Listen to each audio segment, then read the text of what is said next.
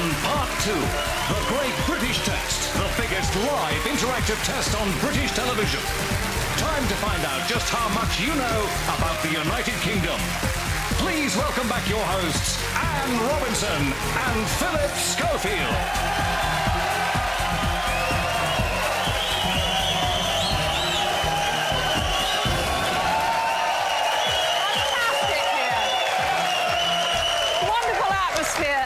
This is the moment you've all been waiting for, the chance to find out just how much you really know about this land of ours. Answers coming up shortly. We also hope to talk to the highest scorer, who's been joining us either online or via his mobile, his or her mobile. I can tell you that 45,000 people have completed the test online. We think that figure actually might have just jumped up to 60,000. We'll get confirmation of that in a moment. 20,000 have done the text online as well, answering by their mobile phone, so well done to you for getting that right. Now, we've talked a lot tonight about how we see ourselves, but for a change, let's take a look at how the rest of the world sees us. Aren't you just sex mad? Who will not be sex mad in a country where they erect an enormous phallus in the centre of London and call it Nelson's Column? Nelson's Column? Pah! It is Nelson's Willy! Der Engländer trägt Melone, Pfeife, Bläseranzug und stellt seine Uhr immer noch nach Big Ben. Well, it seems you get to borrow the thing or two from us Brits. You like our pubs and you like our fish and chips. Well, I'm about to let you in on another secret. Hedley and White, the British toothpaste. It's the only toothpaste we ever use. One tube lasts for years. He has the same dentist as the Prince Charles. French dentist. Oh, it's very easy to make fun of my teeth. Huh? Hey, mister, les moustaches, dangerous. Have you seen two gardeners? One black, one white? No. What about you, Winthorpe? No, Mortimer, I haven't. Homie does not play that.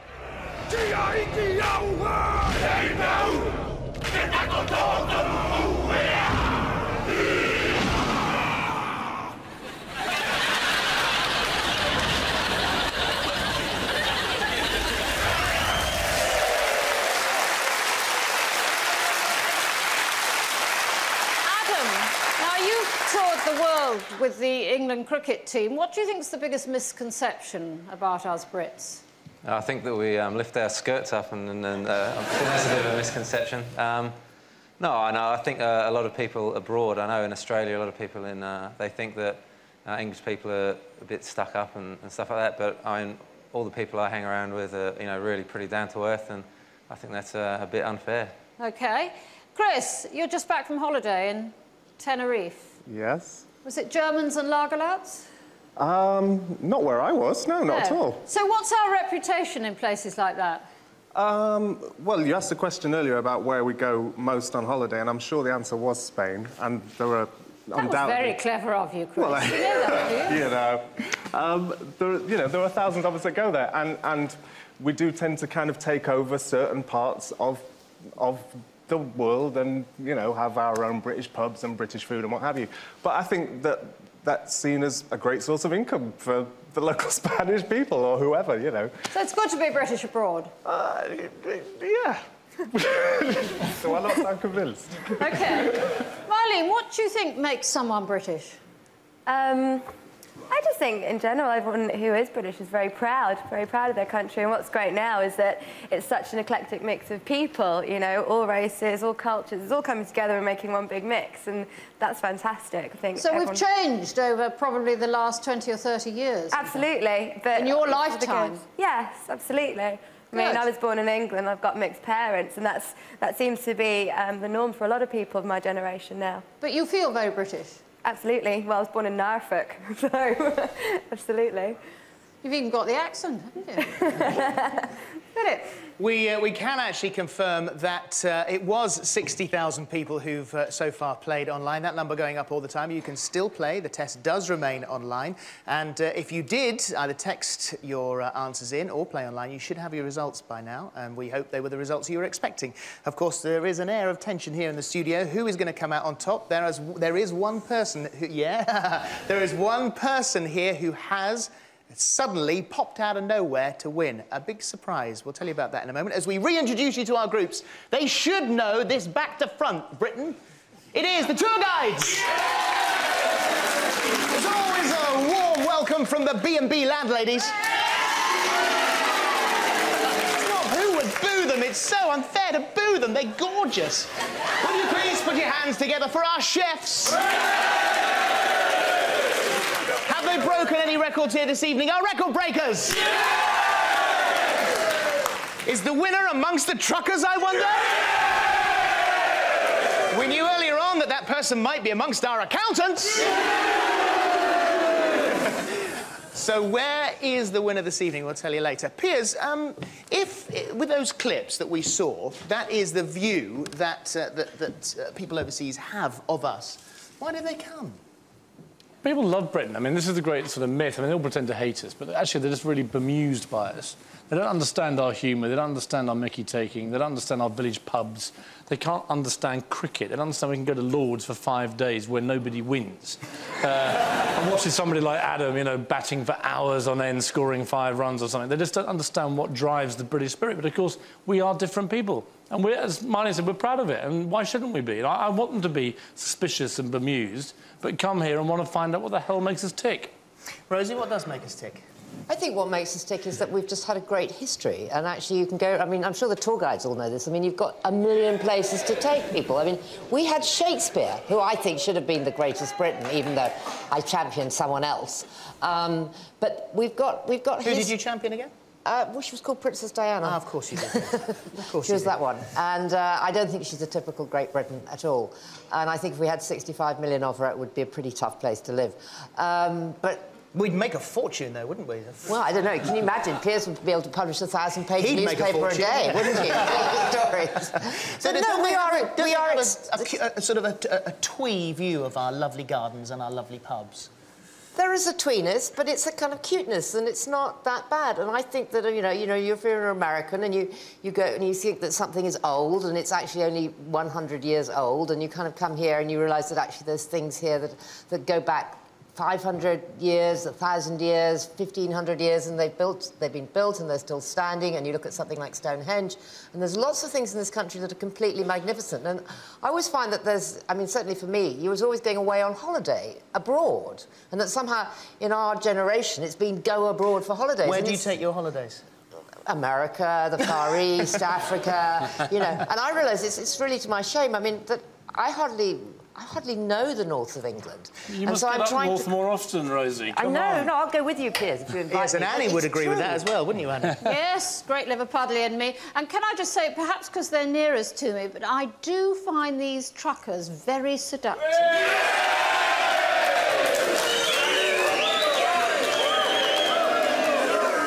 OK, time for the answers to the Great British Test. Section 1, fittingly British, and some simple British facts.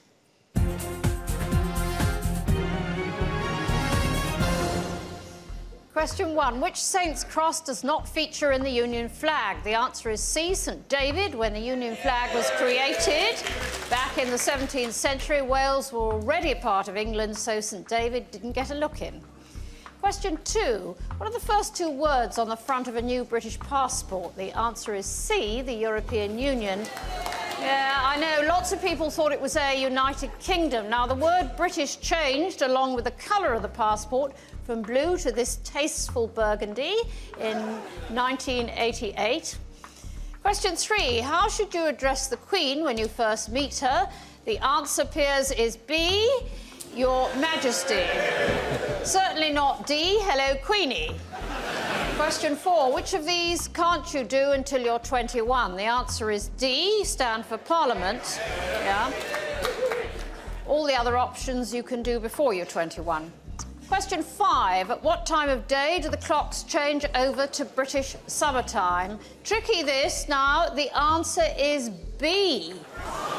Yeah, it is a surprise. 1 a.m. You might have thought it was midnight, I did, but it was decided apparently an hour later was more practical because there'd be no confusion about what day it was. I think there's always confusion the next day. Question 6. The royal order of succession goes, right? Charles, William, Harry, Andrew. Who's next? The answer is A. Yes, I can hear you, tour guides. Princess Beatrice. So at least one woman gets a look in. On to the second section and 4 questions about how others see us, or rather first impressions. You had to finish off these quotes. Question 7. Napoleon Bonaparte, Emperor of France, said England is a nation of... Yes, the answer is D, shopkeepers. He was never one of our greatest fans, and wisely he said that when he was in exile. Question 8, the Scottish writer and author of Peter Pan, J.M. Barrie, said the greatest moral attribute of Scotsman is that he'll do nothing to damage his... Yes, you might think it's A, wallet, but the answer is in fact B, his career. Yes, really, landladies. Question 9. Who described Wales as the land of my fathers? My fathers can keep it. Certainly a very brave Welsh person speaking ill of his homeland. Naughty, naughty. The answer is B, Dylan Thomas. It's a line from the film The Three Weird Sisters. Question 10. The Hungarian-born British writer George Mikes wrote in his book How to Be an Alien, continental people have sex lives. The English have... For the answer, watch this clip.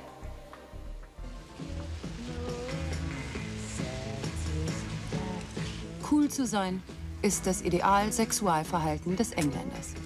Er spielt zwar mit dem bösen Kopulationsgedanken, verwirft ihn, erinnert sich, bei Gelegenheit natürlich, Sex.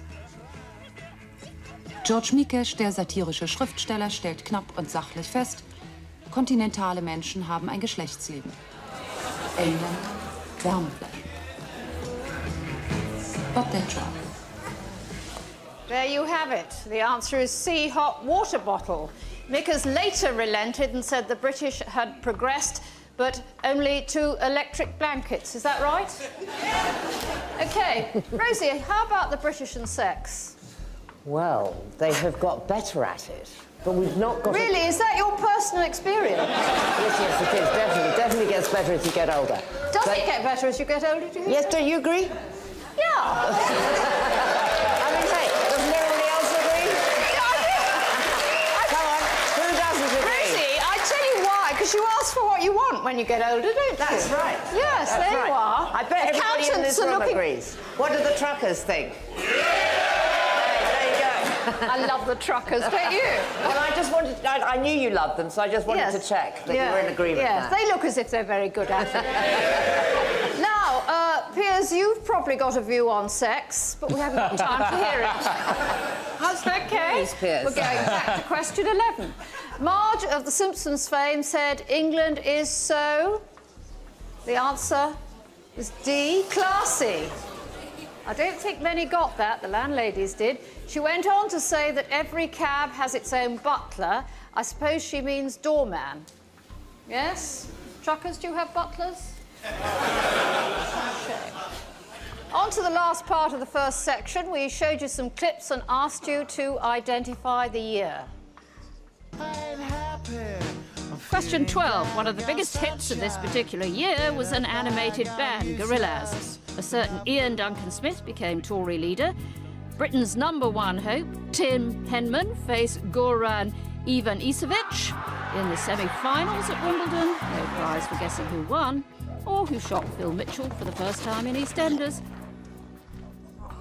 So it had to be 2001, answer C. Question 13, we showed you Genevieve, the hit film of that year, the Queen's coronation, Mount Everest being conquered for the first time, Hungary beating England 6-3 at Wembley, but if you need another clue, watch this. Give us your backing and we'll run a bar on the Titfield-Mallingford line every morning and every afternoon. Sundays accepted. You wouldn't tease an old man, would you? Mr. Weed, you wouldn't joke about a sacred subject. I'm assured it will be quite legal. You can write your own timetable. My very dear sir, you can write your own check. Yes, quite a young Stanley Holloway taking the licensing laws into his own hand with the Titfield Thunderbolt. So that had to be B, 1953. Question 14, we showed you Get It On by T-Rex. Decimalisation was introduced. The British Lions won a test series for the first time in New Zealand. The first 2 Ronnies were broadcast, and they carried on for 16 years. Good night. Good night. Good night. And that all happened in 1971, so the answer was C. Question 15, the first episode of the Liverpudlian sitcom Bread. Prince Andrew marries Sarah Ferguson, and that kiss. Maradona's Hand of God goal against England, Cliff Richard and the young ones singing Living Doll. And here's one more clue.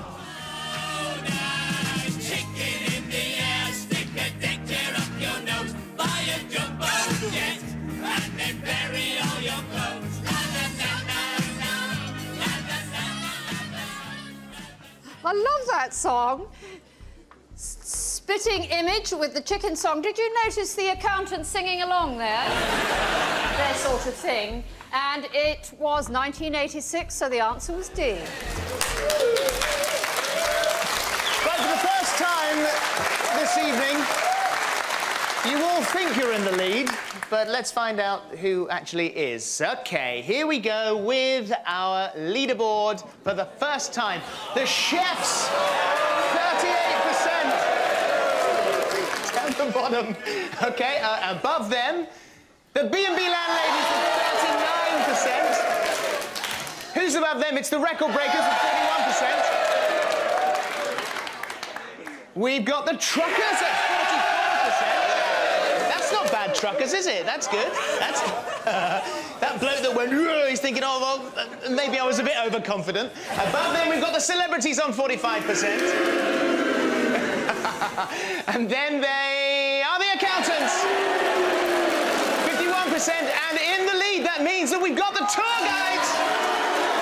52%. Oh, I ought to have a word with the tour guides then.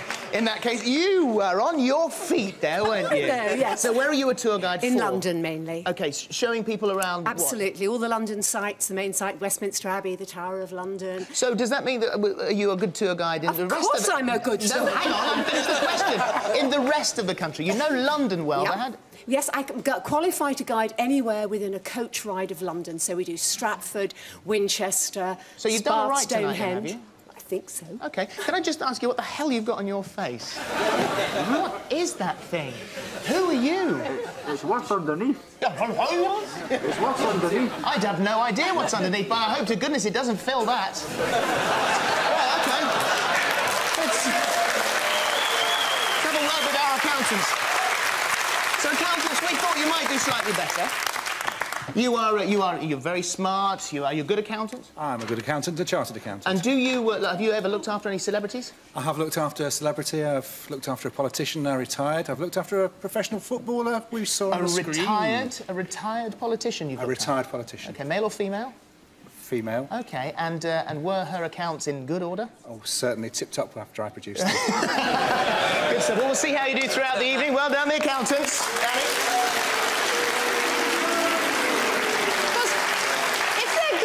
Good with figures, they should all be very rich, if you're good accountants. No, I don't think they are. Well. Right, celebs, you're standing third at the moment, but have good cheer because it's early days. What I wanted to know from you was if you were picking a great British event to mark a year, what would it be? Roberta? I think 1948, the National Health Service being born, for me. Can I say you look so much better without the uniform? I know, but I love wearing it. James, what about...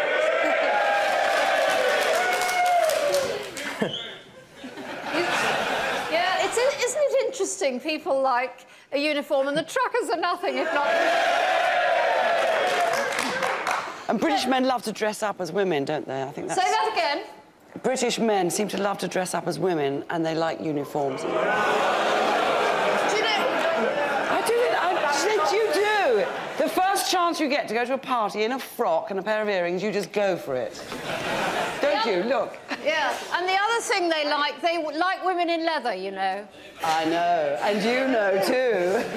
Now, James, what great British event would you choose? What year? Well, since Philip got the jibing about the Welsh rugby this afternoon, it'll probably be 1927, when my beloved Cardiff City held high the FA Cup trophy. Good, very good. And the beautiful Jenny in the black and white with the matching shoes. What year would you choose? What great British event? Well, do you know, I think the Brits are really good at holding big events, such as, you know, royal events, whether it's a wedding or a funeral. And I remember in 1981, Princess Diana getting married. I was in America, in Florida, on holiday, and I remember watching it on the telly over there. And it really kind of stood out around the world as a huge event. And I think Britain are really good at hosting parties like that, like the Jubilee and all these things. And like the Great British Test. Tell me, how old were you, Jenny, when Princess Anne got married? I was a little bit younger than you, actually. I was 5. How old were you? I can't remember, but I was a grown-up. OK. We're on to the second section, the British at play, beginning with some Trivial Pursuits. Question 16. Which of these championships takes place annually in Cumbria? The answer is A, Gurning. The World Gurning Championships are held in the Lake District, a tradition going back to 1266. Competitors pull faces through a horse's collar. The audience clap. Whoever gets the most applause wins. That's a truly intellectual hobby. Question 17. On which holiday is the Notting Hill Carnival held? The answer D, August Bank Holiday. The carnival's been running for 40 years and now attracts an amazing 1.5 million people. Question 18. What's the most common pub name in Britain? The answer is A, the Crown. Good. The record breakers are looking terribly unhappy. They're losing. Well, we don't know yet. Thank you, truckers.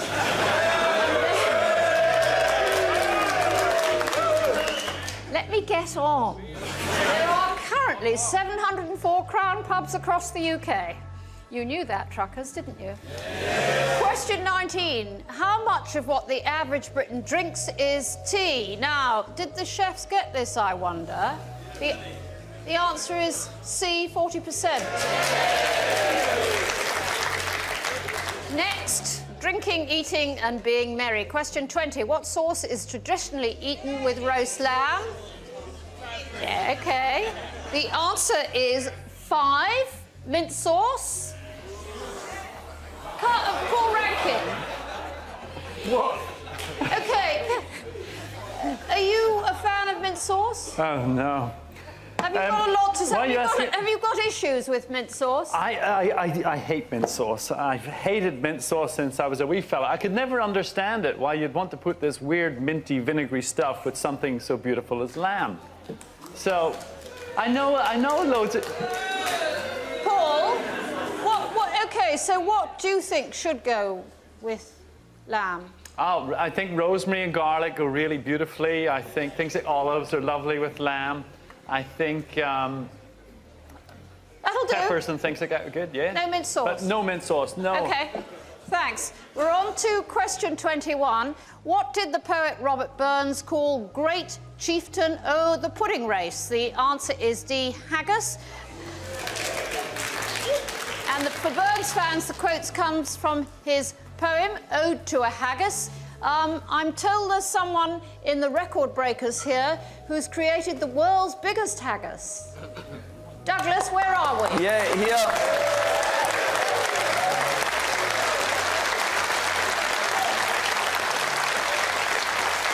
I know you're dying to show us a picture, yes?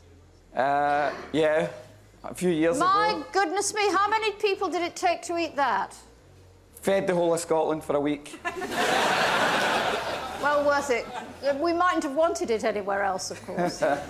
Question 22. What is the main ingredient of champ? The answer is A, potatoes. It's an Irish dish of mashed potatoes and spring onions. Nothing you're allowed, of course, if you're on the Atkins. Question 23. What snack was invented by John Montagu so he didn't have to leave the gaming table? The answer is B. It's easy if you knew his family title was the Earl of Sandwich, hence the name given to his invention. His version was cold beef in between slices of toast. Question 24. Where would you find the Curry Mile? Now, the answer was A, Manchester. Good.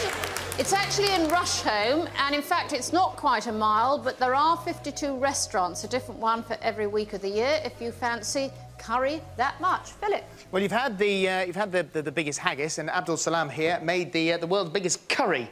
And good evening to you, Abdul. How many people did it take to make it? We are 200 armies and 25 my own staff, and we made 3.1 ton of the world's largest 3.1 tons? Yes. And what size was the pan? They're 60 feet long and 4 feet wide. And how many people did you feed with that? 30,000 people was there. And the rest of them left, we dumped it in Sheffield. This is in Lichfield, yeah? It is in Lichfield, yeah. The Eastern Eye. What Abdul hasn't told us is that for 6 weeks afterwards, they were all terrified to strike a match. Well done, Abdul. Annie. Thanks, Philip. And on to the final part of Section 2, that's entertainment. Now, question 25. Where is that rooftop? Here's Hugh Grant with the answer. That really is a real no, isn't it? I live in Notting Hill. You live in Beverly Hills. Everyone in the world knows who you are. My mother has trouble remembering my name. So, amazingly, the answer is B, Notting Hill. That was easy. Question 26. Which radio station does Alan Partridge work for? See if this helps. That was Big Yellow Taxi by Joni Mitchell, a song in which Joni complains that they paved Paradise to put up a parking lot. A measure which actually would have alleviated traffic congestion on the outskirts of Paradise. So the answer is A, obviously, Radio Norwich. Question 27. Who is the lead singer of this band? The answer is A, Justin Hawkin. And here he is with the band's 3 Brit Awards. This is the award that we all secretly were wishing for. It's huge, and again, a tremendous honour and privilege to have received it. Very nice top. Question 28. What's the name of this show?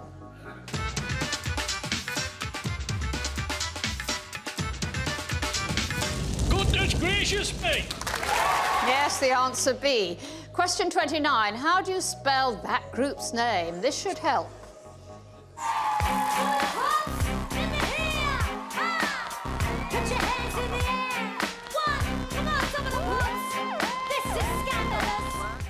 Yes, the answer C. According to the band member Alicia, they chose the name because there's more to them than meets the eye. Whatever. As for the spelling, well, she says it makes them stand out from the crowd. Question 30. Only one of these place names from Little Britain really exists. Which one? This might give you a clue. I am gay. I've had sex with men and everything. That's more than you've had, David. Shut him up, Hanway! I am the only gay in this village, and that's that. Oh, maybe I should go. Yes, back to Cardiff. We've already got one gay in Llanddewi Brefi. We don't need another one. Well, goodbye then. Provincial Queens. The answer is C, Llanddewi Brefi. It's a village in Difford in Wales. Now, that's the end of the second section. Philip. Let's have a look now at our scoreboard and see whether the chefs are still languishing down the bottom there.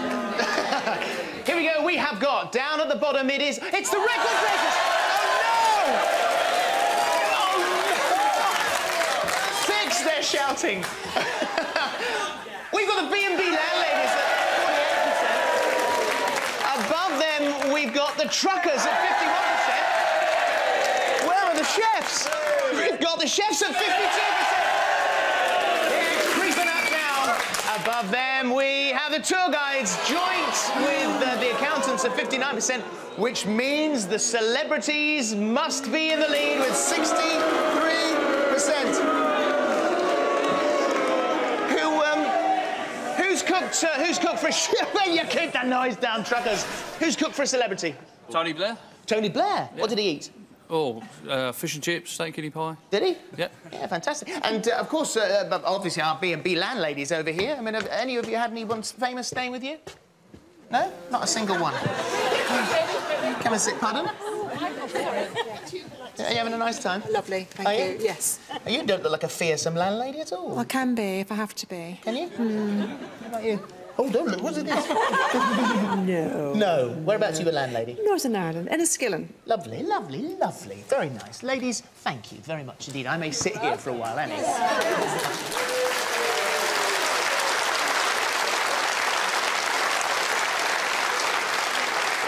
Section 3 and Best of British. We began with some questions around the UK. Question 31. Constable liked to paint a particular part of Britain. Where is it? The answer B, East Anglia. It's known as Constable Country, and he painted a large number of his work from scenery around near where he lived. For example, the Hay Wain, very famous, was based on this view of Flatford Mill on the River Stour. Question 32. The investiture of the Prince of Wales took place at which castle? The answer is A, Carnarvon. The date was the 1st of July, 1969. There were 4,000 people there, even more in the dry moat outside the castle. Charles became the 21st Prince of Wales, and that day was the nearest I think the Queen has ever got to wearing a miniskirt, as well as her fetching meringue hat. Question 33. Which British city claims to have more canals than Venice? Interesting, the answer is D, Birmingham. It has 35 miles worth compared to 26 in Venice, although I have to say I've never seen a Brummie gondolier. Also, I'm not sure that the Bull Ring is as romantic as St Mark's Square. What do you think, accountants? They would think it was more romantic. Now, tell me, how many have we got accountants from Birmingham? No, I didn't ask you to clap. I just asked you to put up your hands. Come on. And how many prefer Birmingham to Venice? Great romantics, accountants. Question 34. Which of these moorlands is part of Bronte country? The answer is A, Haworth Moor. Question 35. Which of these prehistoric monuments has been made up? The answer, B, Tonford. Longmeg and her daughters is a Bronze Age stone circle in Cumbria. Stonehenge is in Wiltshire. It's believed to date from around 3000 BC. And the Woodhenge site, which I know sounds like a joke, but it was actually discovered in 1999 and is described as a huge wooden cousin of Stonehenge. It's gone very quiet here. Question, OK, follow this map round the country and let's see how you did. Question 36. Which motorway connects Exeter, Bristol and Birmingham? Yes, OK, truckers. The answer is B, the M5. An average 77,000 cars travel along it every day. Question 37. Wales has 3 national parks. Which one is this? The answer is C. Yes, thank you, truckers. The Brecon Beacons. The other 2 are Snowdonia and the Pembrokeshire coast. Question 38. I think this was difficult. This is Northern Ireland's longest river. What's its name? The answer is D, the River Bann. And its length is about 170 kilometres. Question 39. Which loch is this? Yes, the answer is D, Ness, where that supposed monster comes from. There have been countless sightings. Philip? Yeah, there have actually. This is George Edwards over here, and you run the Nessie Boat Hunter, don't you? I do indeed, Philip. Yes. And you've been there. You've sort of lived in Loch Ness since you were not in the loch it's wet itself. in there, I've lived there for quite scary. But, I've lived there for 42 years. Right. And I've been doing tours for 18 years in Loch Ness. And how many times have you sighted the monster? I've had a few sightings over the years. There's more than one, obviously. Are there? Well, that has to. This is good for tourists. It'd be a pity old monster if there's only one. Yeah. You've taken a picture of Loch Ness. I have indeed. I see them every morning. If there are any children watching this late now, I have to ask you now to turn away from the television because look how scary that is. That is terrifying. Now, that is not a set of bin bags and it's not an oil slick, Indeed, is it? No, that's one of the beasts that was taken in 1986. That's one of your good pictures, isn't it? That one? That's the best one I've ever taken. Is it? Yeah, indeed, you must be very proud of that. Oh, indeed, indeed. Fantastic. Well done, George. Ali. It's much better for tourism if there is a monster, of course. Question 40, which city is this? The answer is D, Newcastle. And we are on to the final part of this section, testing your powers of observation. Picture this. So, question 41. This is a famous seaside town without its landmark. Where is it? Well, let's put its landmark back. The Tower and... The answer is B, Blackpool. It's over 150 metres high. It's actually a copy of the Eiffel Tower in Paris and was opened in 1894. Now, question 42. Which famous castle has been turned upside down? That's how everyone was looking. OK, if we put it the right way up, it's C, Edinburgh. Even the record breakers got that one. Question 43. One of these weather vanes is at Lord's Cricket Ground. Which one? Yes, it is B, Oh Father Time. Adam, you're looking a bit bemused. Did you get that one? I did actually get that one. Oh, good. Thank goodness for that. Question 44. Now, these are close-ups of which monument? The answer is C. It's Anthony Gormley's... It's the design for the Angel of the North, kindly referred to occasionally as the Gateshead Flasher. Question 45. Where is this chalk man? The answer is D, Dorset. The Cerne Abbas giant. It's more than 50 metres high, and such are his physical attributes that infertile women seek his help by spending the night on him. That must be very exciting. It's another version of the Immaculate Conception. And that is the end of section 3.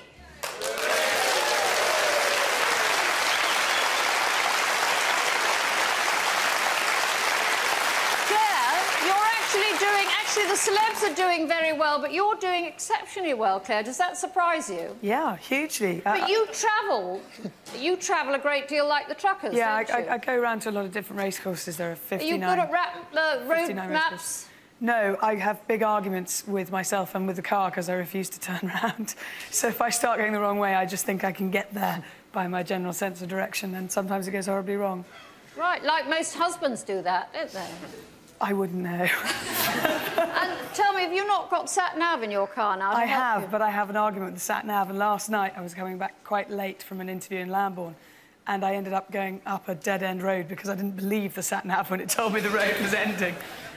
It happens all the time. That woman has... Have you got a woman? Very irritating voice on... No, I've turned that off, and now I've just got a bleep-bleep, and I want to get rid of that as well. Much better. Yeah. Philip.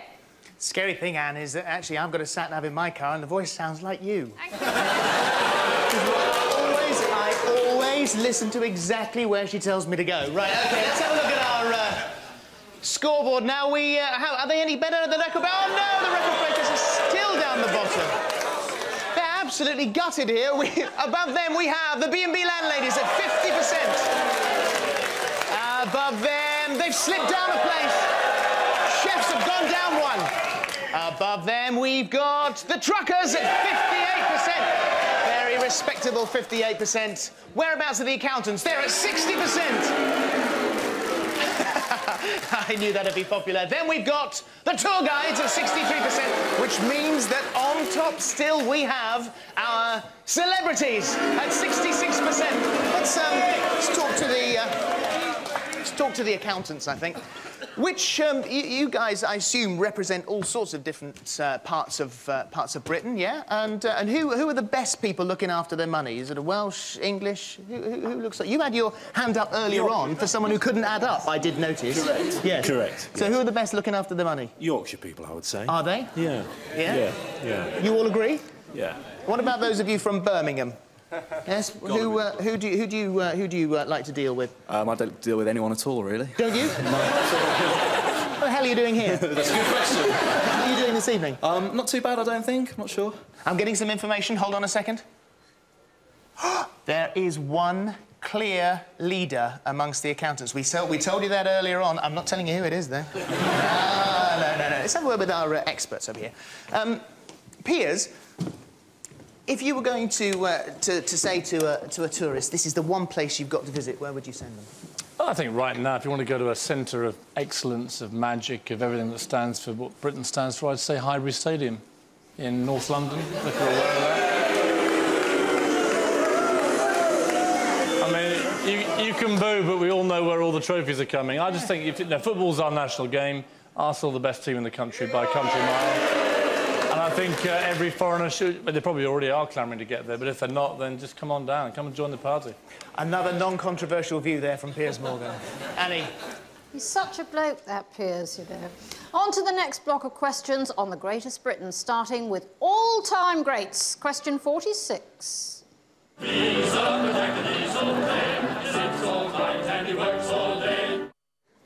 Which of these was not a member of the Python team? The answer is B, Bill Oddie, who was one of the goodies, the long-running 1970s comedy. Question 47. Which actor played all those characters? The answer D, Alec Guinness. Sportingly, he took the part of each of the 8 members of the doomed Gascoigne family in the classic film Kind Hearts and Coronets. What we don't know is if he got paid 8 times over. Alas, poor Yorick. Question 48. I knew him, Horatio. A fellow of infinite jest, of most excellent fancy. Which of these did Laurence Olivier not do on that film? Well, the answer is D, write it. There he bowed to one William Shakespeare for Hamlet. Question 46. Who designed those clothes? The answer is A. Question 49, that was. The answer is A, Mary Quant. She is said to have invented the miniskirt. She certainly had some zany ideas. I'd like to have the chance to work on clothes made by completely different methods, you know, welded. You know, clothes made more like motor cars. Whatever. Question 50. How many consecutive Olympic gold medals has Sir Steve Redgrave won? Here's your answer. Relief, exhaustion and triumph for Steve Redgrave. 5 in a row. What a great Olympian.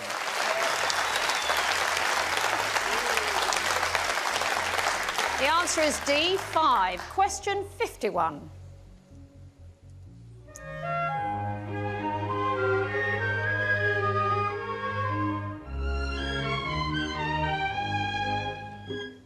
We want to know by what name was Margot Fonteyn originally known. The answer is Peggy, shortened from Margaret Hookham. Answer C. Now, the other names did also belong to famous ballerinas, and I imagine that Hookham wouldn't have gone so well with Nureyev. And the next part of this section was groundbreakers. So on to question 52. What were the first words spoken when the telephone was invented? The answer A. Question 53. Sir Tim Berners-Lee is known as the father of the what? The answer B, World Wide Web. Berners-Lee was banned from using computers when he was at Oxford after he was caught hacking. Fortunately, it doesn't seem to have put him off. Now, on the chefs, have we got an inventor there? Richard? Yeah. What have you invented? About 17 years ago, I was working as a development chef, and I was briefed to produce 3 novelty ice cream flavours to put onto a food stand at an exhibition. And they came up with scones, clotted cream and strawberry jam, toasted marmalade and prawn cocktail. And has it taken off? No, not entirely. No, I'm not surprised. Question 54. Who discovered penicillin? Well, the answer is A, Alexander Fleming. He found some blue mold, which turned out to be the beginnings of penicillin. He was researching ways of killing bacteria, and that was in 1928. Question 55. What did John Logie Baird invent? Very important. The answer is C, the television. The date was 1924, using an old tea chest, a motor, a darning needle, and a biscuit box. Question 56. What invention was first demonstrated using 2 tin cans and a vacuum cleaner? The answer C, the hovercraft, invented by Sir Christopher Cockerell. Astonishing to think he started out with this odd contraption. And the last part of this section was British icons. So, question 57. Apart from his bowler hat and moustache, which of these is associated with Chaplin's tramp character? The answer is A, the cane. Nowadays, I suppose it would be D, an earring.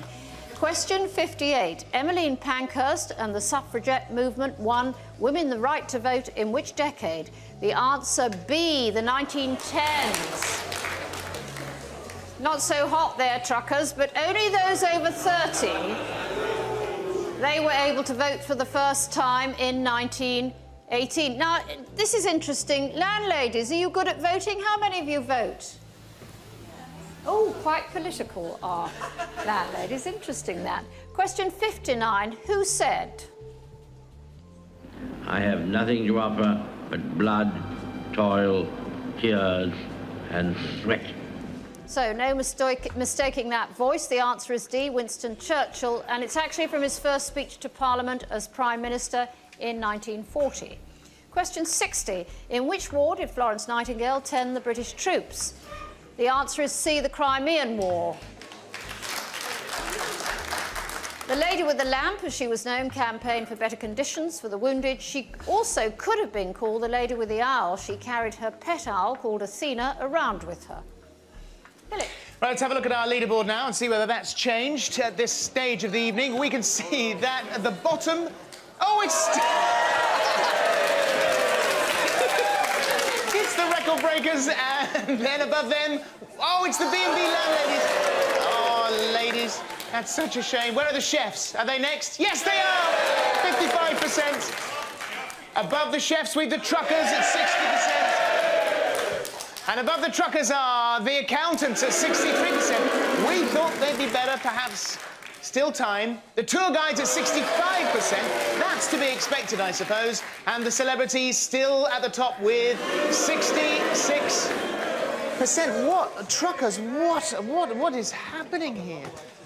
We'll have a word with them in a moment. First of all, right down the bottom, we've got our Record Breakers. I saw a lot of collaborating going along amongst the celebrities, I think. Oh, this is interesting. We're the honest bunch here. So are we actually accusing the celebrities of cheating? Yep. Yes, were you the swimmers? No, we're the singers. Oh, you're the singers, yes, the big sing-a-thon, yes. You think the celebrities are cheating? Definitely, Why are you down the bottom this evening? Well, I have no idea. I think the cheating over there is quite significant. And nobody's watching them. Oh, no, well, from now on, we'll be watching them very carefully, let me say. Sean down here, we spoke to at the beginning, the world's fastest talker. Sean, you have got 31 out of 60. I don't think the Record Breakers are going to break any records tonight. Very good, well done. We haven't spoken to our truckers for a while. This guy over here was very... Earlier on, you were the guy who went, yes! And how do you think you're doing? I'm not actually doing too bad, I don't think. Are you doing all right? Well, could be better. What about the geezer at ZZ Top? How... 50% right. You reckon about 50%? 50, yeah, OK. You, who was that? Who's third? One of the truckers is in third place. In the whole studio, so this is running. Whoever is in the lead at the moment in the accountants is running them a very close second or third. So we'll see. Could be you just never know. Honey. Never underestimate the truckers. Now, Piers and Rosie, we used to be terrific at inventing things. Are we still good at it? Oh, I think the Sun newspaper is brilliant at inventing things, to be honest. Come on. All right. What else else have we invented recently? I think we're very good inventions, but the trouble is that I was talking to James Dyson about this, who was obviously one of our brilliant inventors, and apparently it costs £10,000 now to patent an invention, which seems to me absolutely ridiculous. It's the most expensive place in the world to create something. So I think the government should get a grip of this and say, look, if you're going to invent a great idea, do it for nothing. Otherwise, we're going to lose all the great inventors and creators.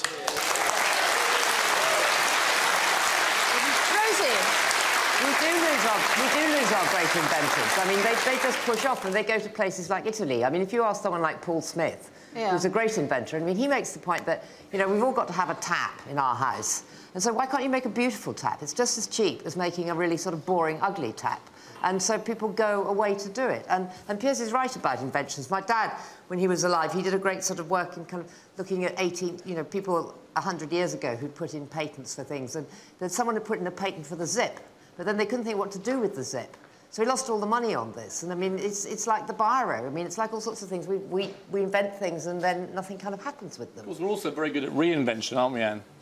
Are we? What, like me? It's so horrid. She used to be a journalist, you know, in the old days. I used to be a journalist, it's quite true. OK, last section, everyone, called Well I Never. Question 61. If you encountered Hardy, Thor, Cedric and Gwilym at the Tower of London, who would you see? Some of our tour guides might have been there, but the answer is actually C, the Ravens. Easy, that one. According to legend, at least 6 ravens must remain, lest both tower and monarchy fall. And there you have it for the Republicans. Question 62. What does the prefix clan, as in Llandudno, I'm sure I haven't pronounced that correctly, mean? The answer is C, from the Welsh for church. And here's one in Llandudno. Question 63. How many pints of beer are sold in Britain every day? No, actually, the answer is D, 27 million. Surprising. Would you agree with that, truckers? Yes. But presumably you can't, you know, you're eating all that salad, we know. You can't drink and drive, can you? No. Sorry? You still like tea, OK. Question 64. Where does Harris Tweed come from? The answer is A, the Outer Hebrides. Yes, and what's more, Harris Tweed has to be woven and finished by the inhabitants of the Outer Hebrides. Question 65. In Cockney rhyming slang, what is China? The answer is A, mate. Question 66. When a ship is lost at sea, which bell is rung at Lloyd's of London? The answer is B, the Lutine bell. It was actually salvaged from HMS Lutine when it sank in 1799. You knew that, accountants, didn't you? The bell hangs in the underwriting hall at Lloyd's, and it's used now only on ceremonial occasions. Question 67. Which is the average Briton's favourite foreign holiday destination? The answer is C, Spain. At the last count, see, Chris was right earlier, 12.5 million Brits visited there, which must be bad news for B&B landladies. Yeah, thumbs down that gets. The truckers are very sympathetic about it. Question 68. Which is traditionally the only breed of dog to be allowed into every public place? The answer is D, King Charles Spaniel. Charles II was so fond of his dogs, he had a special decree drawn up permitting his spaniels to be allowed in all public buildings, including the Houses of Parliament. But, as you can see, when we checked this out, the King's authority failed to get our Charles II spaniel very far. Ah, she was so lovely. Question 69. Which of these is not a place in Scotland? The answer, C, Paris. California is near Falkirk. Moscow and Houston are in Strathclyde. Question 70. Which of these characters lives in Walford? Well, for anyone not familiar with EastEnders, accountants, the answer is D, Pat Evans. She took refuge from her violent husband by going there. Indeed, you could say she put Walford on the map, and she and her earrings are still well ensconced. She ain't crying!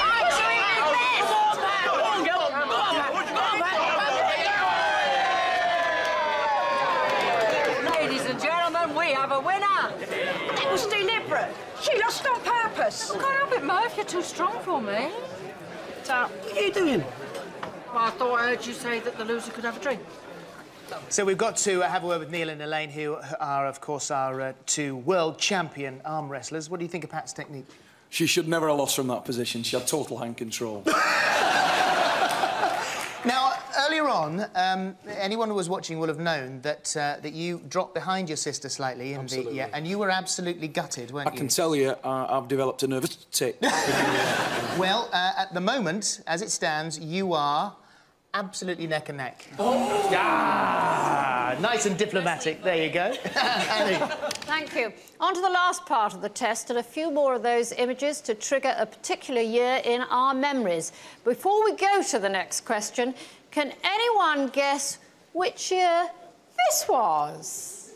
Today, at the age of 37, he not only owns a First Division football team, but looks back on 15 years and 26 albums, which have collectively sold 100 million copies worldwide. Oh, what a friendly little person you were! We'd like to hear the excuse for the spectacles. No, Steve. there's no... Glass is like a re-entry shield. There is absolutely no excuse whatsoever. But I've still got that tie. What year was it? I reckon it was probably about 1983. Was it? And I'd like to apologise now on national television. Yes, good. I think you should. On with the test. Question 71, more dates to remember. The Teletubbies started and Dolly the Sheep became a star. Tony Blair first walked into number 10 and Robbie Williams brought out Oh Before I Die. Yeah, it's easy when you saw the Robbie Williams bit. It was 1997, answer D. Question 72, The Searchers' big hit, Sugar and Spice and All Things Nice. The scandal around a young minister, Jack Profumo, and his mistress. The Beatles got to number 1 with She Loves You. The first episode of Doctor Who. Yes, the answer was B, 1963. Question 73, the year of the Clash's biggest hit, Should I Stay or Should I Go? The Birmingham Six are released. John Parrott wins the World Snooker Championship. Mel's House Party begins on BBC One. And the answer A, 1991. Question 74. The images show Scotland coming home early from the Argentina World Cup, the first transmission of Grange Hill, the birth of the world's first test tube baby, Louise Brown, and Kate Bush at number 1 with Wuthering Heights. Wonderful voice that. So the year, 1978, answer C. And finally, the last question in our Great British Test. Question 75.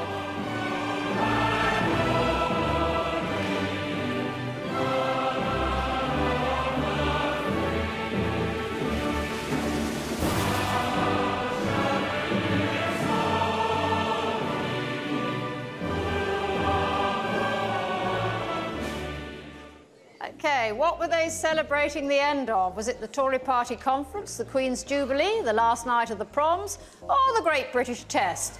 And while you might think it should be D, in fact, the answer is C, the last night of the proms.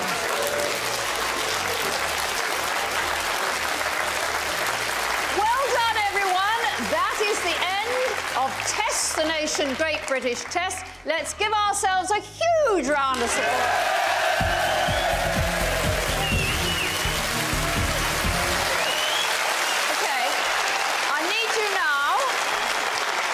To please concentrate, because you must add up your scores, and because he's so popular, we've got Superman Cooperman, Dr. Colin Cooper, our resident boffin, to work out a reliable way of assessing your knowledge about the UK. Trust him, he's a doctor. The scoreboard goes like this. 0 to 30 is a good try, but there are a few gaps in your UK knowledge. 31 to 33, not bad, some room for improvement. 34 to 37, good. That's a very, very decent score. 38 to 42, very good, above average knowledge of the UK.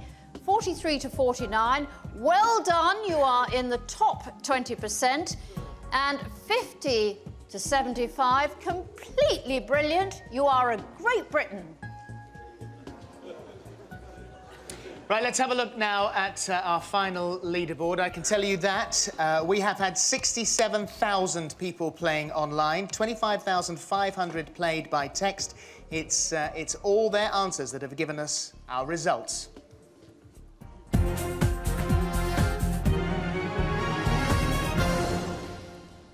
So, first of all, let's have a look at the nations of the United Kingdom. Who comes out top now? England at the bottom. The English at 37 with the Welsh. So England... Oh, look at this. Oh! The Scots have beaten everyone just by 1. This is out of 75. We're not doing percentages now. This is out of 75. So 38 the average for Scotland. Well done to you. You win this evening. Right, let's have a look at our cities. Around the United Kingdom, well, who's down the bottom? Birmingham at 36. 37 for Sheffield. Sharing that with Brighton and also Plymouth and Liverpool. There's Newcastle. Oh, look at this. They're all about the same here. Londonderry. 38, we move up now with Southampton and Norwich. All these results given by people online. Very, very similar. The closest we've ever had it, I think. There you go. So basically, there's only 3 in it. Which must make the people of Birmingham feel just a bit sick there. Just on their own down the bottom. Right, OK, let's have a look now at ages. We wanted to find out which age bands knew the most about the country that they live in. Over 70, 41 out of 75. 44 for the 55 to 69s. 43 for the 35 to 54. 38 for the 20 to 34s. And 16 to 19s got 32. So congratulations and well done to the 55 to 69-year-olds who came out with 44 out of 75. Right, here's a good one. We asked you about brain food. There you go. What do you eat? So we have got... Let me just have a quick look here. Look at curry. Curry's a cracker. The man here, you must be absolutely thrilled with that. Made the world's largest curry. 39 for curry. Sharing that, of course, with shepherd's pie and roast beef and Yorkshire pudding, and also the vegetarians down there with 39 as well at the top. So bangers and mash got 38, and right down the bottom there with 33, a miserable 33, was anyone who ate pizza. I don't know what the hell happened there, but there we go. Right, this is the big one. I said earlier on in the programme that usually on Test the Nation, it is the guys that have come out on top of all the people who have played online. So, now, what does that mean this evening? Do the guys know more about the United Kingdom than the girls? What are we thinking here? Who's rooting for the guys here? Let's hear it for the ladies. D&B landladies there going, right, OK, let's have a look here. We can see that the winners tonight are... 36 out of 75 for the ladies. And 38, once again, we've done it, Chuckers! Once more, our record is unbroken. Annie? We're too modest, as women, to try too hard.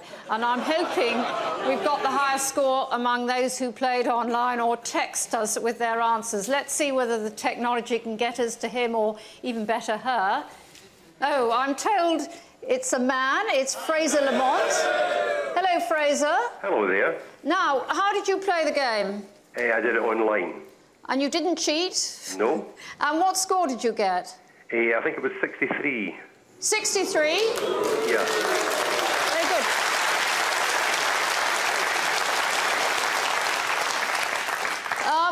Fraser, you pretty well fit into the category, actually, because you're from Scotland. You're how old? I'm 65. OK, and you're in the age range that has done best in the test, so congratulations. Thank you very much. Well done. I'm sorry you're not a female, that's all. OK, here we go. The results have been up and down all evening, so let's have a look for the final time at our leaderboard. Who comes out on top of the Great British Test? At the bottom, it's the record breakers. 36 out of 75, that's the average. It really was looking pretty poor right from the word go, wasn't it? Yeah. We've got the B&B landladies on 38. Sorry, ladies, it just wasn't your night tonight. Above them, it's the chefs on 40. The truckers on 43. Now climbing into those heady heights, the accountants on 40. 45. Oh, my goodness. It's the celebrities on 37. So what's the final score? It's a tie. The celebrities and the tour guides. So, look at this. Look at the celebrations here. You guys are absolutely thrilled, aren't you? Well done to you. Have a seat. Sit yourselves down. Sit yourselves down. So this is quite obviously our gentleman from Loch Ness. This is because you spend so much time talking and thinking about the United Kingdom. Indeed, Philip. Yes, I think as tour guides we have a general knowledge of the whole country, you know, and we do tend to spend more time researching things probably as well, you know. Yes, and a general knowledge, of course, being tour guides naturally. We would win, you know. Well did done, we really guys. expect You did brilliantly else? tonight. Very good. Give yourself a round of applause. Now then, who is the person that's come out on top? It's changed. Is that person in the tour guides? No. Is that person in the B&B landladies? Oh, she could have been, but she's not. Is she in the chefs? No. Is he in the record breakers? No, don't be daft. Not a chance. So the person is either in the accountants or the truckers. Let me tell you, I'll let you into a secret here. Ian Barton, where's Ian Barton? Hello, Ian. Do you know, Ian, you, up until the last question, were in the lead. But the person who's beat you is Simon Dean the trucker! Where's Simon? Simon Dean! Well, there you are, mate. You won! You beat the accountant on the last question. Well done, you. Ali!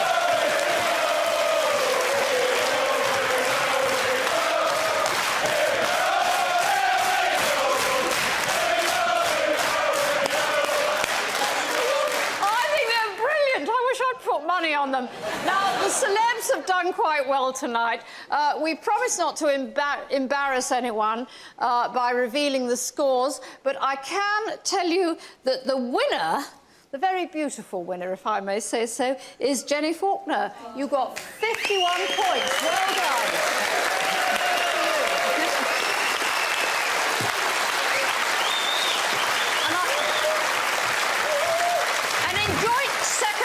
We had Mylene Klass and Chris Colquhoun with 49 points. Congratulations. And in fourth place, James Fox with 48 points. So well done. Very good.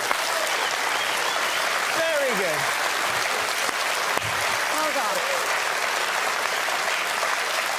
Well, we have had a great time in the studio tonight. Don't forget the results stay online for the next few weeks, so it's not too late to check out how much you know about the UK. Thank you very much to our studio groups, to the triumphant truckers, to our elegant B&B landladies. Gallant in defeat, it's the tour guides.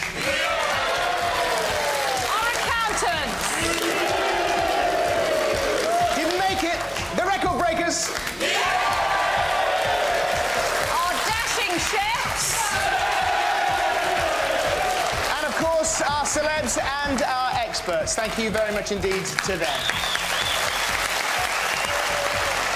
Well, it took 80 days to get around the world, according to Jules Verne.